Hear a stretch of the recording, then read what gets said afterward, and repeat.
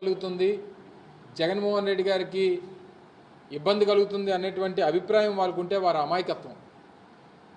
ఎట్టి పరిస్థితుల్లో ఈరోజు మోదీ గారు చేసినటువంటి విమర్శలు కానీ లేదా చంద్రబాబు నాయుడు యథావిధిగా రోజు చేసినటువంటి విమర్శలు కానీ తీవ్రంగా ఖండిస్తూ జగన్మోహన్ రెడ్డి గారి పరిపాలన, ఆయన చేసినటువంటి సంక్షేమం, రాష్ట్రంలో జరిగినటువంటి అభివృద్ధి గతంలో ఎన్నడూ జరగలేదనేటువంటి విషయాన్ని గుర్తుపెట్టుకోవాలని చెప్పి సందర్భంగా కోరుతా ఉన్నాం.